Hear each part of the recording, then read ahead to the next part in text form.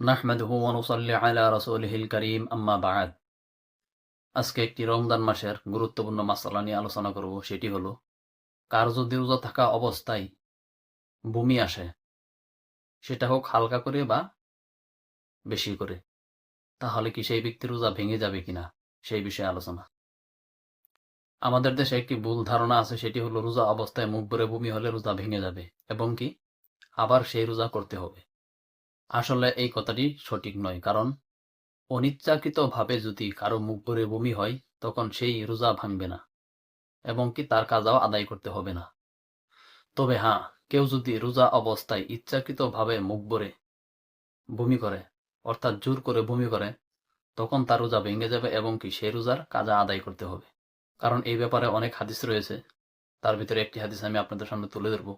আল্লাহ রাসূল সাল্লাল্লাহু আলাইহি ওয়াসাল্লাম থেকে একটি হাদিস রয়েছে, যে হাদিসটি সুনানে তিরমিজি 720 নং হাদিসের মধ্যে উল্লেখ রয়েছে, সুনানে আবু দাউদের 2380 নং হাদিসের মধ্যে উল্লেখ রয়েছে, মিশকাতুল মাসাবিহ সেই কিতাবের 2007 নং হাদিসের মধ্যে উল্লেখ রয়েছে, সুনানে ইবনে মাজাহ সেই কিতাবের 1676 নং হাদিসের মধ্যে উল্লেখ রয়েছে, আল মুস্তাদরাকে হাকিম সেই কিতাবের 1557 নং হাদিসের মধ্যে উল্লেখ রয়েছে। হাদিসটি আপনারা স্ক্রিনে লক্ষ্য করেন। হাদিসটি হলো, عن أبي هريرة أن النبي صلى الله عليه وسلم قال من ذرعه القيء فليس عليه فضاء ومن استقاء عمدا فليقضه।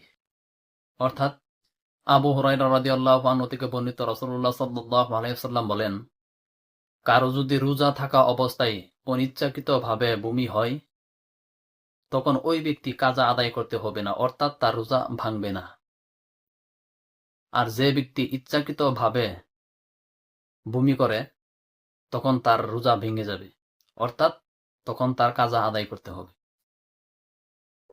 তাহলে আমরা এই হাদিস থেকে স্পষ্টভাবে জানতে পারলাম, অনিচ্ছাকৃতভাবে যদি বমি হয়ে যায় তখন রোজা ভাঙবে না, এবং ইচ্ছাকৃতভাবে যদি হয় তখন কিন্তু রোজা ভেঙে যাবে এবং তার কাজা আদায় করতে হবে। তাহলে আসুন আমরা এই হাদিসটি নিজে জেনে এবং কে অন্যজনকে জানার সুবিধা করে দিই। আল্লাহ রাব্বুল আলামিন আমাদেরকে বিভিন্ন ইসলামিক বিষয়ে জানার জন্য তৌফিক দান করুন। আসসালামু আলাইকুম ওয়া রাহমাতুল্লাহি ওয়া বারাকাতুহু।